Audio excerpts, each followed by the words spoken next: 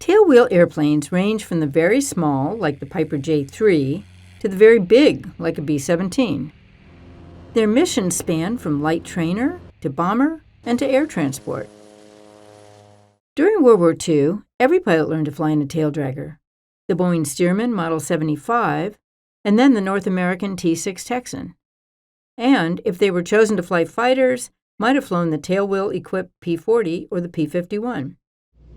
Early air transport was conducted in airplanes like the tailwheel-equipped Douglas DC-3.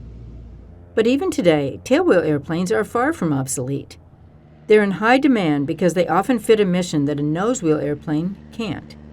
From aerobatics to bush and glacier flying, and for home builders because they're easier to build, offer lower cost of maintenance, and let's face it, in some ways, they're just more fun. It's likely that you'll start your tailwheel training in one of the small trainers like the J3, the Aeronca Champ, a Citabria, or even a Super Decathlon. These are all great trainers, and the skills you will learn are transferable to any airplane you fly in the future.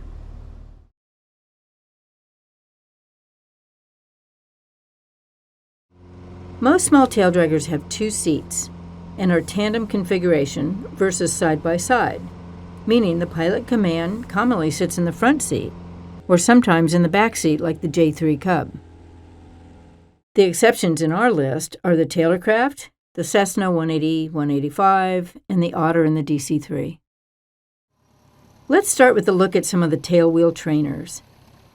The little J3 Cub is an icon of grassroots aviation. First produced in 1937 as a plane for everyone, it was offered for sale with either a 40 horsepower or a 65 horsepower engine. It became so popular that over 14,000 J3 variants were sold.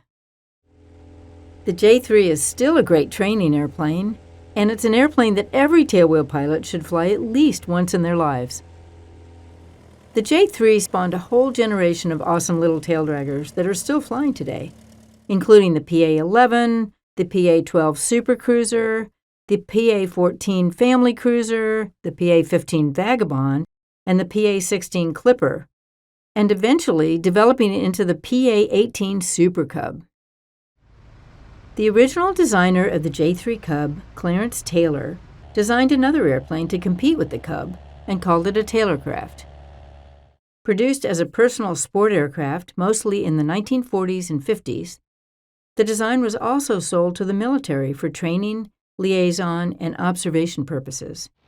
It was, and still is, a delightful airplane to fly. The Aeronca Model 7 Champion, we just call it a Champ, is another trainer that's still popular today. The Champ is such a docile little airplane that it's difficult to make a bad landing. From 1928 to 1951, Aeronca had produced a variety of airplanes, and by the time it was bought by Champion Aircraft Company in 1964, it had produced over 17,000 of them. Champion Aircraft Company then produced the Champ's first cousin, the Citabria.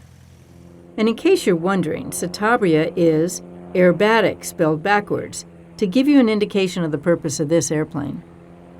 Interestingly, the Citabria was the only commercially produced certified aerobatic airplane in the U.S. at that time. In 1970, Champion Aircraft was sold to Bellanca Aircraft Company, and then in 1988, sold again to American Champion, where it remains in production today. The Decathlon was introduced in 1970 by Bellanca in response to the demand for a more powerful and stronger aerobatic airplane with inverted flight capability, followed then by the Super Decathlon, featuring a larger engine and a constant speed propeller. The Citabria series and Super Decathlon are still being produced and are among the most popular aerobatic trainers in the world. The Van series of aircraft has been a real aviation success story. Started in 1973 by Richard Van Grunsven, the kit-built Van's RV series has become immensely popular in recent years, and with good reason. The all-aluminum, low-wing monoplanes of monocoque construction, ranging from the single-seat RV-3 to the latest RV-14, are fast and economical, making them popular with pilots around the world. Some have a nosewheel like the RV-6A, but many of them are built as taildraggers.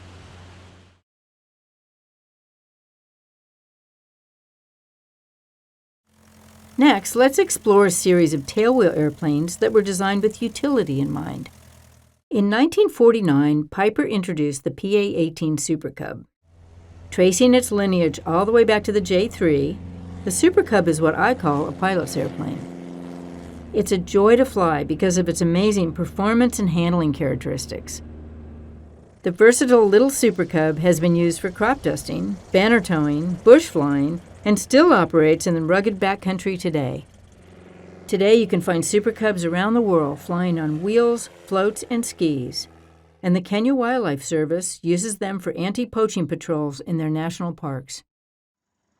Because of the popularity of the Super Cub, when Piper finally stopped producing them in 1994, other companies like Cub Crafters and Legend Cub stepped up to continue production of certified and kit-built Super Cubs like the Carbon Cub and the Legend Cub.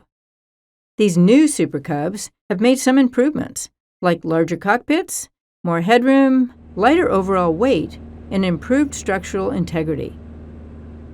The family-owned Mall Air Inc., based in Moultrie, Georgia, has been producing fun, sporty, utility, and backcountry airplanes since the 1940s, and since then have sold over 2,500 airplanes.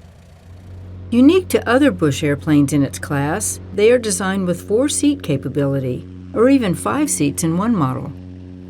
They have a high useful load and have large cargo doors for easy loading, and are manufactured in both a tailwheel and a nosewheel version.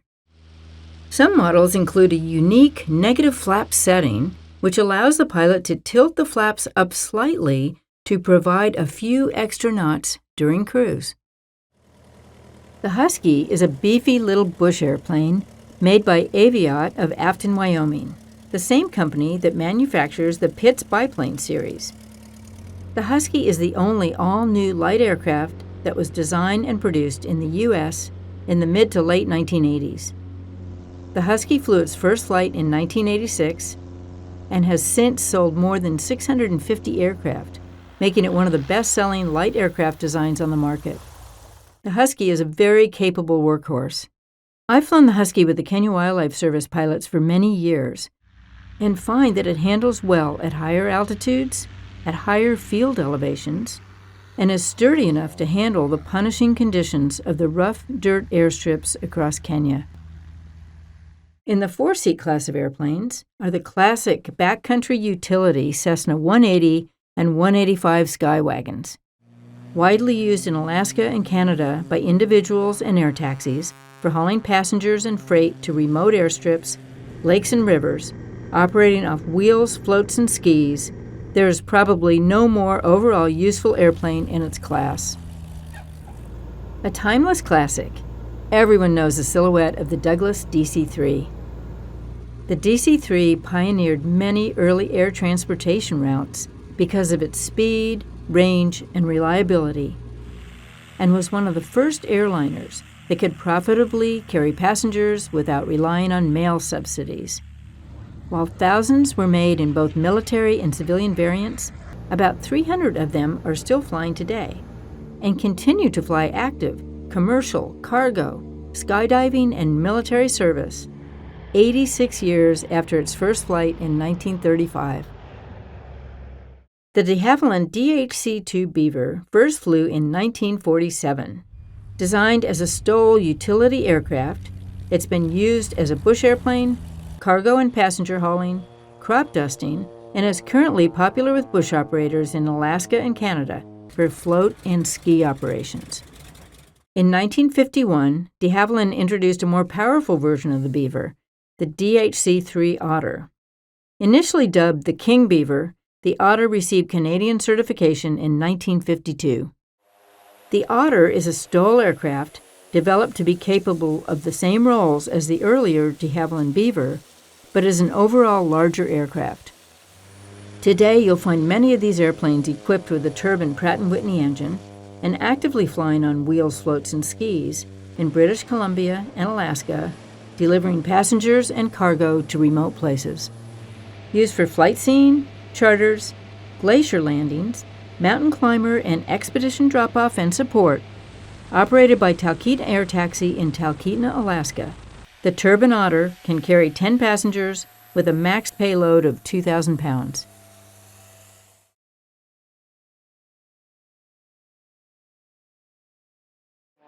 Almost all airplanes designed specifically for aerobatics sport a tailwheel. This reduces drag and keeps the airplanes lighter, which is key to good aerobatic performance. Airplanes like the Extra 300 series, the GB-1 Gamebird, and the Pitts have very small tail wheels, which are light and reduce drag. The tailwheel also accommodates the larger propellers and engines of aerobatic airplanes. With aerobatics, it's all about performance.